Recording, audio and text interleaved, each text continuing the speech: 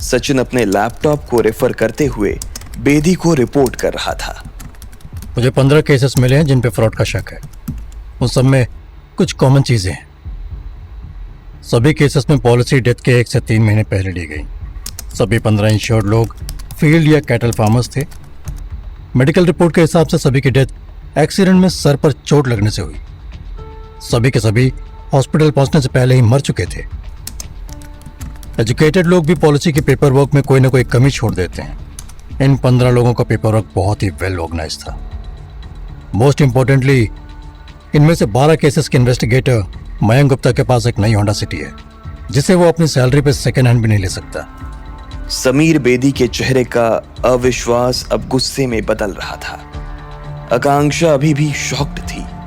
बेदी ने फोन उठाया। I will get this backstabbing thief arrested right now. No, Mayank को arrest करवाने से कुछ अच्छा नहीं होगा। उल्टा जिन लोगों के साथ वो काम कर रहा है वो अलर्ट होकर अंडरग्राउंड हो जाएंगे। आपको अपनी अमाउंट रिकवर करनी है तो हमें इस फ्रॉड से जुड़े सभी लोगों को ढूंढना होगा।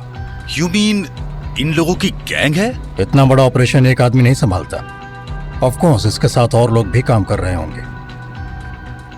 मुझे पीछे के सभी केसेस देखने पड़ेंगे और फील्ड में जा जाके इन्वेस्टिगेट करना पड़ेगा।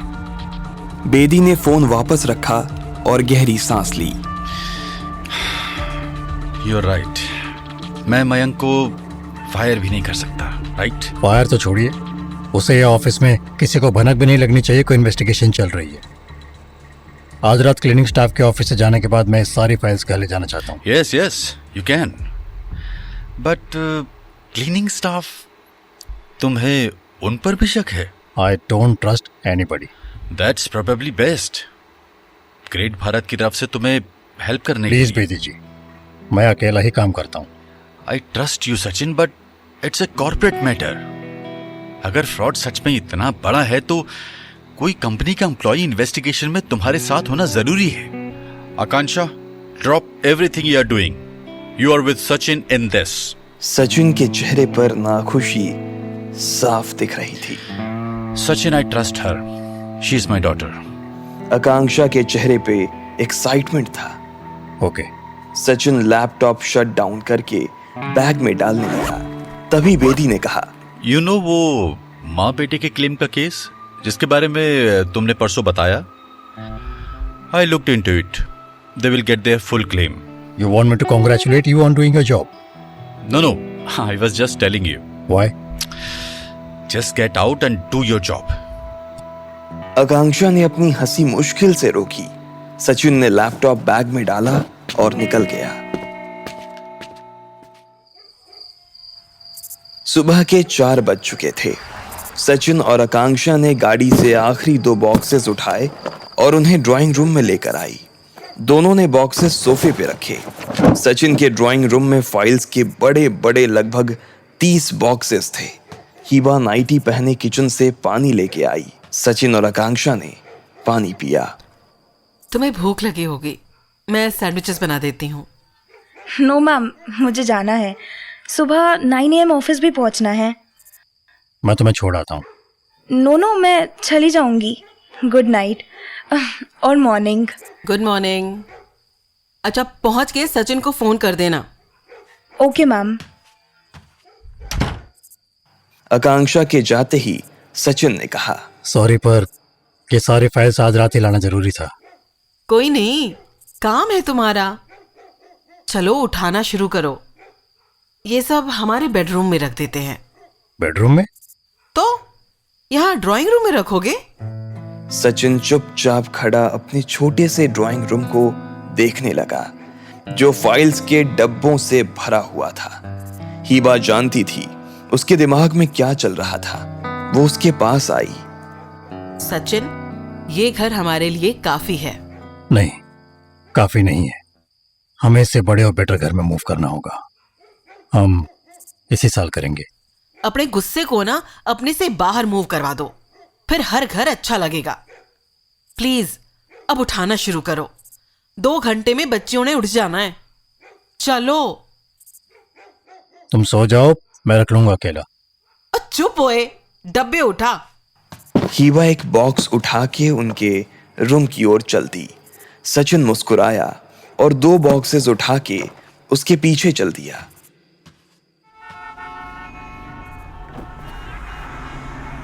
सचिन गाड़ी चला रहा था। आकांक्षा पैसेंजर सीट पे बैठी थी। सभी केसेस का पेपर वर्क कितना पुख्ता है। पुख्ता? Water tight. सारे पेपर्स कंप्लीट हैं, ऑथेंटिक हैं। पेपर वर्क से कुछ मिलना इम्पॉसिबल है। जो सिमिलैरिटीज आपने बताई थी केसेस में, वो काफ़ी बड़ा इंडिकेटर थी that there is a fraud, but can we be sure? और भी केसेस मिले हैं। मैंने सभी केसेस का बैकग्राउंड चेक किया। सभी केसेस में नॉमिनीज के बैंक अकाउंट पॉलिसी खरीदने के 1-2 महीने पहले खुलवाए गए। मोस्ट केसेस में पैन कार्ड भी 1-2 महीने पहले ही इशू हुए। क्लियरली बैंक अकाउंट और पैन कार्ड पॉलिसी खरीदने के लिए ही बनवाए गए। और पॉलिसी लेने के मन से 3 मंथ्स में वो सभी लोग they died? Wait a minute, you mean murders? Great Bharat की फाइल्स में पिछले 2 साल के 40 से ऊपर केसेस मिले हैं फ्रॉड के। इतने सारे लोगों का मर्डर होता तो उनमें से कई के फैमिली मेंबर्स पुलिस में रिपोर्ट करवाते। हम बिना प्रूफ के इतने बड़े कंक्लूजन पे जंप नहीं कर सकते। But it is possible right? ये लोग डेंजरस हो सकते हैं। तो so what do we do? हमें इन केसेस के पेशेंट्स के मेडिकल रिकॉर्ड्स चाहिए। ओल्ड एज में अचानक इन सबको इंश्योरेंस कराने का थॉट कैसे आया? मुझे एग्जैक्टली नहीं पता, बट इसमें ज़रूर कुछ मिलेगा। पर हरियाणा में बहुत सारे हॉस्पिटल्स हैं। हमें सभी हॉस्पिटल्स नहीं जाना। वो सभी लोग लोअर इनकम ग्रुप के फार्मर्स थे, इसलिए हमारा पहला टारगेट है सभी बड़े सरकारी हॉस्पिटल्स। सचिन और आकांक्षा 2 हॉस्पिटल्स में पूछताछ करके तीसरे हॉस्पिटल पहुंच गए थे।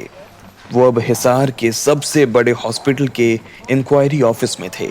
इंक्वायरी ऑफिसर कंप्यूटर के सामने बैठा हुआ था और उसके हाथ में सचिन की दी हुई लिस्ट थी।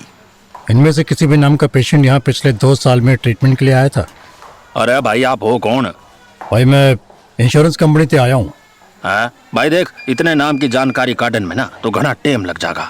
सचिन ने जेब से 500 का नोट निकाला और टेबल पे इंक्वायरी ऑफिसर की तरफ सरका दिया। कोई ना, थोड़ा टाइम काढ़ लो मारिनिया। ऑफिसर ने चुपचाप 500 का नोट अपनी शर्ट की जेब में रखा और सिस्टम में सर्च करने लगा। सचिन और आकांक्षा इस बात से अनजान थे कि उस समय दरवाजे के बाहर कोई था। एक 6.25 फुट लंबा मस्क्यूलर आदमी जो किसी काम से इंक्वायरी ऑफिस आया था, लेकिन सचिन के मुंह से इंश्योरेंस शब्द सुन के दरवाजे के बाहर ही रुक गया था। वो उनकी बातें सुन रहा था। रात के 9 बजे सचिन और आकांक्षा हॉस्पिटल की अंडरग्राउंड पार्किंग में पहुंचे। वो कार की तरफ जा रहे थे। पूरी पार्किंग में उनके अलावा कोई नहीं था। मैंने गूगल किया, और भी कई हॉस्पिटल्स हैं जहां हम सर्च कर सकते हैं। कोई ना कोई थ्रेड हाथ आना जरूरी है। हम अभी तक अंधेरे में ही हाथ पैर मार रहे हैं। आकांक्षा को लगा जैसे कोई उनके पीछे था। उसने पलट के देखा। एक लंबा, तगड़ा, डरावना सा आदमी उनका पीछा कर रहा था।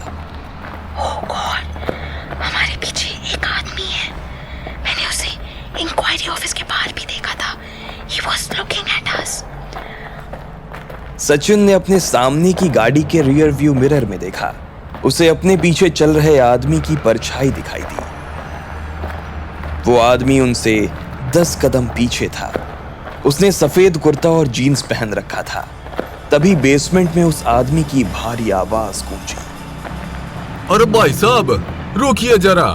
रुकना मत। उनकी गाड़ी सामने ही थी। वो दोनों गाड़ी के पास पहुंचे। पीछे से आदमी की आवाज फिर से आई। भाई सुनते नहीं क्या? रुकियो 1 मिनट। सचिन ने कार अनलॉक की और दरवाजा खोला। गाड़ी में बैठो। आकांक्षा पैसेंजर सीट पर बैठ गई। सचिन पलटा। उसके सामने जो आदमी खड़ा था वो उससे हाथ भर लंबा और 30 किलो ज्यादा वजन का था। ये बात हो गई भाई। मैंने आपकी बात सुनी थी दफ्तर में। आप कुछ लोगों की जानकारी मांग रहे थे। आप इंश्योरेंस कंपनी से हो? क्यों? पहले ये बताओ, आप इंश्योरेंस वाले हो क्या? सचिन ने तुरंत फ्रंट सीट के बगल में रखी छोटी सी लाठी उठाई। सचिन गुर्राया। भाई आराम से कह रहा हूँ, साले आ जाए आते। भाई मैं तो सिर्फ बात कर रहा हूँ, तन्ने तो लाठी काट ली। सचिन ने गाड़ी का दरवाजा बंद करके गाड़ी लॉक की और उस आदमी की तरफ बढ़ा। वो आदमी सचिन पे लपका। काले दिन काली रातें काली सोच काली बातें, काले दिन काली रातें काली सोच काली बातें, काले जुबान पे काला स्वाद है, काला धंधा काला बाजार है।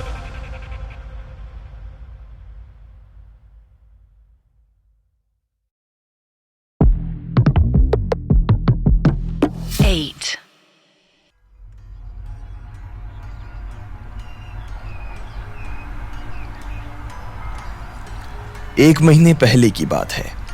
सुबह का वक्त था। सोनीपत के गुहाना गांव के एक घर में 60 साल की ब्रिजेश लाठी के सहारे बाथरूम जा रहे थे। गांव के पुराने घरों में अक्सर बाथरूम घर में नहीं, घर के आंगन की दूसरी तरफ बने होते हैं, क्योंकि बाथरूम घर के बनने के कुछ सालों बाद बनाए गए होते हैं। गांव के गरीब किसान पैसे जोड़ते जोड़ते टुकड़ों में घर पूरा किया करते हैं। ब्रिजेश आंगन पार कर ही चुके थे। 60 साल की उम्र थी उनकी। काया 80-90 साल के किसी बुजुर्ग जैसी हो गई थी। चलते हुए उनकी पीठ झुकी हुई और सांस थोड़ी फूली हुई थी। किसी तरह वो बाथरूम पहुंचे और उन्होंने अंदर जाके दरवाजा बंद कर दिया। कुछ सेकंड बाद बाथरूम में से एक आवाज आई। ब्रिजेश की पत्नी लाजवंती घर में से निकली। वो लगभग 55 साल की मजबूत शरीर की महिला थी। लाजवंती तेज कदमों से चलती हुई बाथरूम के पास पहुंची। उन्होंने आवाज लगाई, भीतर सो। अंदर से कोई आवाज नहीं आई। लाजवंती ने दरवाजे को धक्का दिया। दरवाजा खुल गया। लाजवंती ने अंदर जाके देखा। फिर वो तेज कदमों से घर के अंदर गई। कुछ देर में वो घर से निकली तो किसी से फोन पे बात कर रही थी। हाँ, अभी अच्छा। लाजवंती ने कुछ सेकंड के लिए फोन पे कही गई बात सुनी, फिर कॉल डिस्कनेक्ट कर मोबाइल आंगन में खाट पे रखा। वो तेज कदमों से अंदर गईं। जब वो घर से निकली तो उनके एक हाथ में पानी गर्म करने की इलेक्ट्रॉनिक रॉड थी और दूसरे हाथ में पानी से भरी एक बाल्टी। उन्होंने पानी भरी बाल्टी बाथरूम के बाहर रखी और उसमें हीटिंग रॉड डाली, फिर उसका प्लग बिजली के सॉकेट में डाला।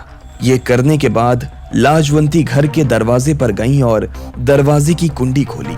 उन्होंने बाहर गली में इधर उधर देखा और फिर अचानक रोते हुए चिल्लाने लगी, अरे मर गया रे, मर गया, मर गया रे।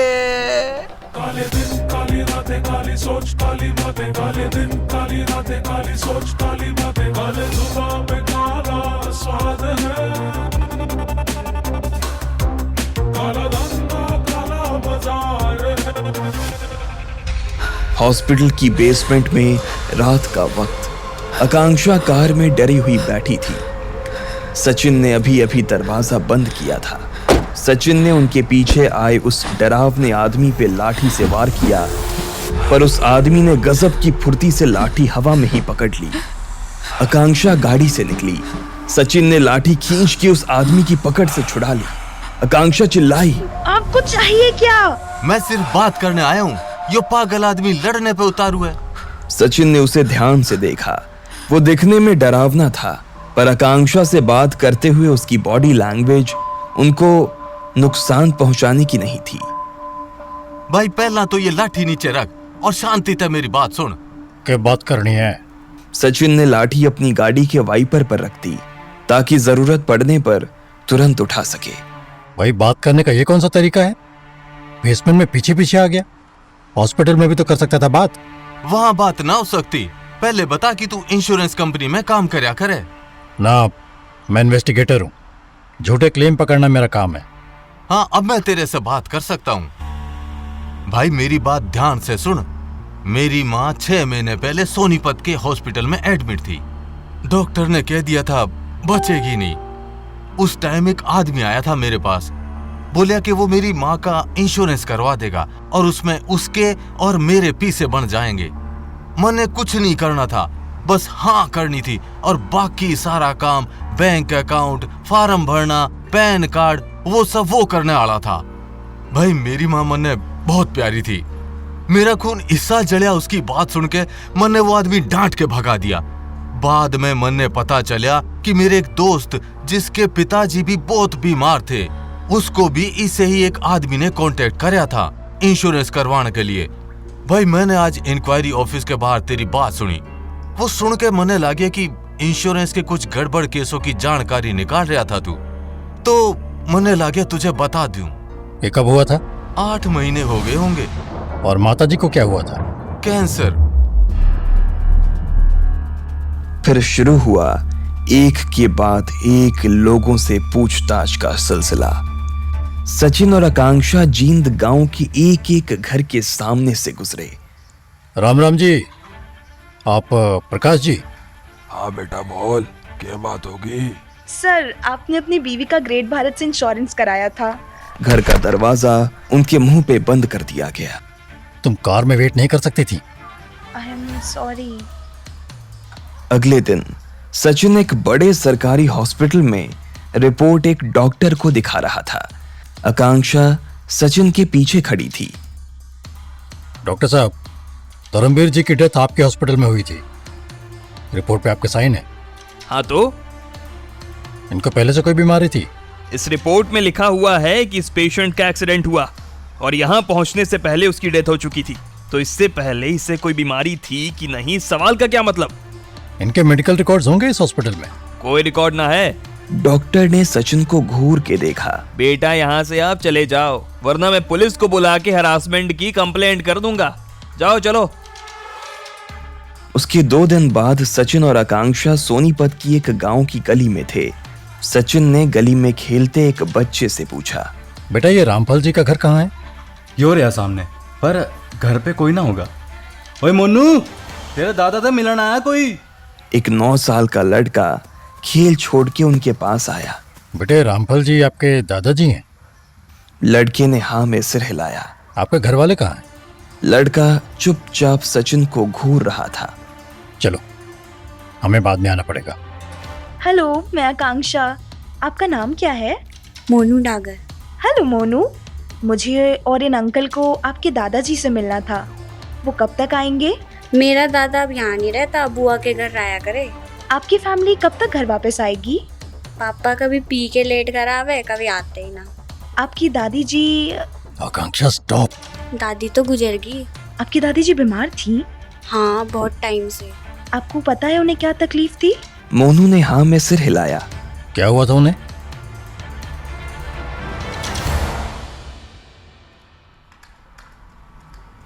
अपने ऑफिस में बैठा समीर बेदी कंफ्यूज्ड सचिन और आकांक्षा को देख रहा था। कैंसर? जी। गली में क्रिकेट खेलते एक बच्चे ने बोला है कि उसकी दादी को कैंसर था। That is not reliable information. Hospital में मिले उस आदमी ने यही बताया था। And it fits. Last stage cancer में डॉक्टर्स 2 से 6 महीने पहले फैमिली को बता देते हैं कि पेशेंट का ठीक होना पॉसिबल नहीं है। हमारे सभी सस्पिशियस केसेस में बैंक अकाउंट, पैन कार्ड बनवाने से क्लेम तक 2 से 6 महीने का ही गैप है। But that's impossible. पॉलिसी देने से पहले हम अच्छे से हेल्थ हिस्ट्री इन्वेस्टिगेट करते हैं। अगर आपका एक इन्वेस्टिगेटर खरीदा जा सकता है तो हेल्थ की इन्वेस्टिगेशन भी झूठी बन सकती है। Do you know how difficult that is? Company में मल्टीपल चेक होते हैं, पुलिस रिपोर्ट्स, डॉक्टर रिपोर्ट्स, वो भी इतने सारे केसेस में। 2.5-3 साल तक ऐसा फ्रॉड करना। Do you have any idea कि कितने सारे लोगों को रिश्वत देने में कितना ज्यादा पैसा चाहिए? Money is not an issue, क्योंकि एक और बात आई है सामने। व्हाट? मुझे इन्वेस्टिगेशन के लिए पिछले 1-2 हफ्ते में कुछ और केसेस मिले हैं, 2 और बड़ी इंश्योरेंस कंपनीज से, जिनका पैटर्न आपकी कंपनी के केसेस जैसा ही है। एक आदमी कई कंपनी से हेल्थ इंश्योरेंस पॉलिसी ले सकता है। जो फ्रॉड आपकी कंपनी के साथ हुआ है वो कईयों के साथ हो रहा है।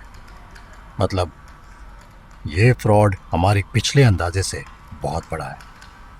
My God. It could be 100 or even 150 crores rupees fraud. Exactly. इतना बड़ा फ्रॉड इतनी बड़ी बड़ी कंपनीज के साथ, कौन जीनियस खेल सकता है ऐसा खेल?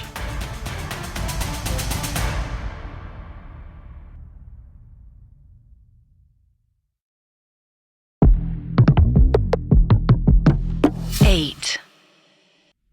प्रकाश की आंख खुली। बेडरूम के सफेद पर्दों पे उगते सूरज का हल्का संतरी रंग झलक रहा था। उसने दीवार पे टंगी क्लॉक देखी। सुबह के 5 बज रहे थे। उसे नींद आ रही थी, पर उसका बदन गर्म भी था।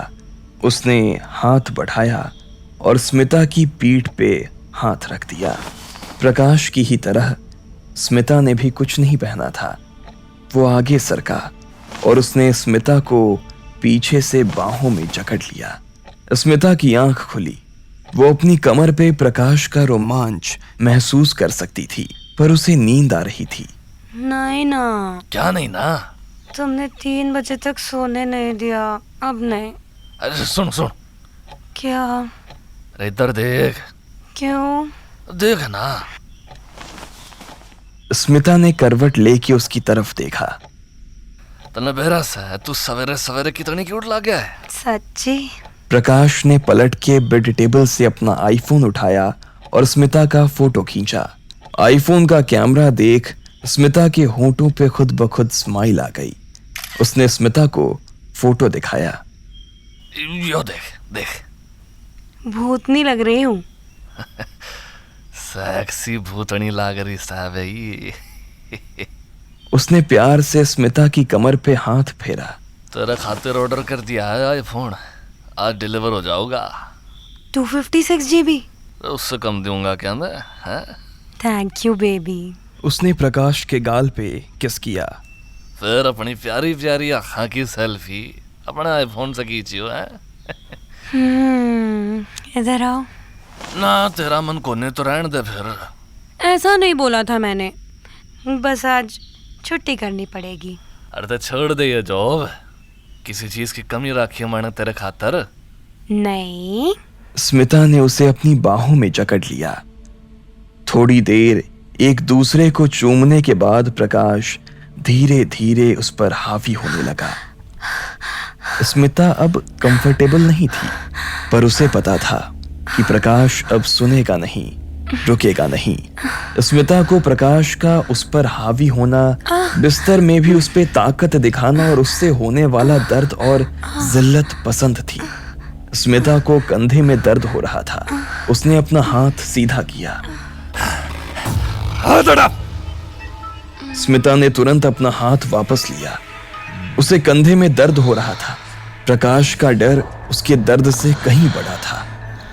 प्रकाश भेड़िए की तरह गुर्रा रहा था और लड़की चुपचाप करहाते हुए लेटी हुई थी। 1 घंटे बाद प्रकाश नहा के तैयार हो चुका था। उसने नया सफेद कुर्ता और चूड़ीदार पैजामा पहना हुआ था। स्मिता किचन से निकली। बेबी, उपमा बनाया है कैश्यूज डाल के, प्लीज खा के जाना। तूने ना प्यार दे दे के बिगाड़ रखा है मैंने। प्रकाश खुद को शीशे में देख रहा था। 5 फुट 9 इंच लंबा, चौड़े कंधे और वेल ट्रिम्ड घनी दाढ़ी वाला प्रकाश 32-33 साल से ऊपर का नहीं लगता था, जबकि 2 महीने पहले ही उसने अपना 38वां जन्मदिन मनाया था। Oh, you're looking so handsome. उसने स्मिता को अपनी बाहों में लिया। उसकी गर्लफ्रेंड का 24वां बर्थडे अभी 1 महीना दूर था। स्मिता उसकी हल्की नीली आंखों में देख रही थी। उसे कभी कभी वो नीली आंखें अपने डरावने सपनों में दिखाई दिया करती थीं। अरे डार्लिंग, नाश्ता नहीं कर पाऊंगा आज, पूजा सगर मैं लिख लूं। Oh okay baby. हाँ बाय बाय। वो अपनी गाड़ी की चाबी और वॉलेट उठा के निकल गया।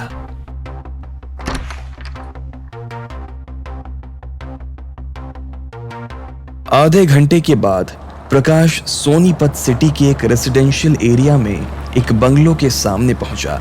घर के सामने अपनी काली टोयोटा फॉर्च्यूनर पार्क करके उसने पहले अपने ब्लैक कलर का आईफोन डैशबोर्ड में रखा और डैशबोर्ड में से एक दूसरा वाइट आईफोन निकाला। उस फोन को जेब में डाल के वो फॉर्च्यूनर से उतरा और घर के बाहर पहुंच गया। दरवाजे के बाहर कई जूते, सैंडल्स और चप्पलें रखी थीं। उसने भी अपने जूते उतारे और घर में घुस गया। घर में हवन चल रहा था और कई लोग पूजा के लिए घर आए हुए थे। प्रकाश ने एक एक करके लोगों के पैर छूने शुरू कर दिए। राम राम बुआ जी। जीता रहे बेटा। प्रताप जी राम राम। किधर रह गया था तू बेटा? अरे अम्मा, घुटनों का दर्द किस्सा है? बस लगा ही रहता है बेटा। प्रकाश हवन अग्नि के सामने पहुंचा। उसने जेब से रुमाल निकाल लिया और सर पर बांध लिया। हवन के सामने खड़ी एक बूढ़ी अम्मा ने उसे पूजा की थाली पकड़ाई। प्रकाश ने अपनी मां के पैर छुए और पूजा की थाली पकड़ ली। पंडित जी ने प्रकाश के माथे पे तिलक लगाया। पूजा खत्म होते ही उसने पंडित जी के पैर छुए और पूजा की थाली में 500 के कुछ नोट्स रख दिए। जीते रहो बेटा। तभी एक 6 साल की बच्ची प्रकाश के पास आई। पापा, आ जा मेरा बेटा। शाबाश। पापा आप रात को क्यों नहीं आए? अरे बेटा मैं काम पे था। प्रकाश ने देखा उसकी बीवी उसे घूर रही थी। वो बच्ची को गोद में उठाए उसके पास गया। अरे भाग्यवान, क्यों गुस्सा से अपने पति परमेश्वर है? कितनी बार कहा है काम का इतना लोड मत लिया करो। मनाली में जमीन लेना इतना जरूरी है कि आप रात भर सफर करके आए हो, एक दिन बाद चले जाते। अरे गलती होगी कसम। ले तेरे पाँव छू दूं मैं? क्या कर रहे हो आप भी ना? जजमान आइए आरती ले लीजिए। प्रकाश अपनी बीवी और बच्ची के साथ पंडित जी के पास गया। प्रकाश जी, आप जैसे शरीफ और ईमानदार लोगों के घर में तो धन, धन्य, सुख, शांति हमेशा ही वास करती है। सब कुशल मंगल हो। सचिन और आकांक्षा ने सोनीपत के गुहाना गांव में लाजवंती के घर का दरवाजा खटखटाया। लाजवंती ने दरवाजा खोला। भाई राम राम। राम राम बेटा। भाई आपने पिछले महीने वो इंश्योरेंस क्लेम के कागज भरे थे आपके पति के, उसके बारे में पूछने आया हूँ। के पूछना है? अरे कुछ ना, बस फॉर्मेलिटी है। आपसे एक दो बात पूछूंगा, बस फिर क्लेम का पैसा मिल जाएंगे आपने। अच्छा भाई आप बिजी हो तो कोई बात नहीं, मैं चल जाता हूँ। आप हमारे चंडीगढ़ के दफ्तर आ जाना, बस 5 मिनट का काम से, और साइन लेने हैं आपके। लाजवंती का चेहरा थोड़ा नरम पड़ा, पर वो अभी भी उन्हें घूर रही थी। ताई जी प्यास लगी है, पानी पिला दो प्लीज। लाजवंती ने आकांक्षा का मासूम सा चेहरा देखा और उन्हें अंदर बुला लिया। कुछ देर में वो दोनों के लिए अंदर से पानी लेकर आई। आकांक्षा आंगन में बैठी भैंस को अचरज से देख रही थी। उसने भैंस इतनी नजदीक से कभी नहीं देखी थी। भैंस ने अपनी गर्दन पे बैठी मक्खियां उड़ाने के लिए सिर हिलाया कि तभी आकांक्षा डर के पीछे हट गई। अरे डर मत बेटा, ये बड़ी शरीफ है। मारे पड़ोसी की भैंस तो अजनबी आदमी ने देखते ही बिदक जाए से। ताई ये ऑफिस में काम करती है, इसने कभी देख के ना भैंस। अच्छी बात है, पढ़ लिख गई ना, हमारी तरह भैंस के ये काम करती। बैठ बेटा बैठ जा। सचिन और आकांक्षा खाट पे बैठ गए। लाजवंती उनके सामने बांस के मूड़े पर बैठ के अपना हुक्का भरने लगी। भाई हुक्का पीना सेहत के लिए ठीक नहीं है। कौन कहे इसे? डॉक्टर ही क्या करें, ताऊ जी भी पीते थे हुक्का। बेटा वो तो बीड़ी हुक्का बिना धुमड़े के उस आदमी का गुजारा नहीं था। आकांक्षा ने यह सुन के सचिन की तरफ देखा। वो सीधा साधा आदमी बनके चुपचाप बैग से फाइल निकाल रहा था। उसने फाइल खोली। भाई यहाँ लिखा है आपके पति ब्रजेश जी बिजली का करंट लगने से गुजरे। हाँ बेटा, सुबह नहाने के लिए रॉड लगाई थी बाल्टी में। रॉड का तार नंगा होगा, पानी में रॉड डाल के खटका चालू करया और बस। मैं तो घर पे भी ना थी। अच्छा हाँ, यहाँ आपके पड़ोसियों की गवाही भी है। उनके हिसाब से भी हादसा करंट लगने से ही हुआ। अच्छा ताई, आपके पड़ोसी किस हॉस्पिटल में डॉक्टर हैं? हैं? डॉक्टर? ना, डॉक्टर ना है वो। एक दुकान चलाता है और एक गाड़ियां ठीक करने का काम कर रहा है। अच्छा, वो डॉक्टर नहीं है? तो तो उन्हें कैसे पता चला आदमी को देख के कि वो करंट से मारे है या दिल का दौरा पड़ने से? मतलब आपके हस्बैंड के हाथ में जलने का निशान था ना? वही तो, बिजली का इतना तेज झटका लग गया कि आदमी की मौत हो जाए तो शरीर के जिस तरह से करंट लग गया वहां चमड़ी जल जाती है ताई, निशान पड़ता है। आप कह रहे हो कि निशान भी नहीं था? लाजवंती सचिन को घूर रही थी। अचानक वो उठी। बेटा अब तुम दोनों जाओ, मन्ने भैंस की सानी करनी है। बस ताई, आखिरी सवाल, आपके हस्बैंड की पॉलिसी जिस कंप्यूटर से ली गई वो तो यहाँ से 50 किलोमीटर दूर रोहतक में कहीं था। इतनी दूर क्यों गए आप पॉलिसी लेने? अभी बताती हूँ। सचिन ने फाइल से ऊपर देखा। लाजवंती ने हाथ में कुल्हाड़ी उठा रखी थी। कुल्हाड़ी का ब्लेड सचिन के सिर के ऊपर चमक रहा था। लाजवंती ने अपने ताकतवर हाथों से कुल्हाड़ी सचिन के माथे पर जोर से दे मारी। काले दिन काली रातें काली सोच काली बातें, काले दिन काली रातें काली सोच काली बातें, काले जुबान पे काला स्वाद है, काला धंधा काला बाजार है।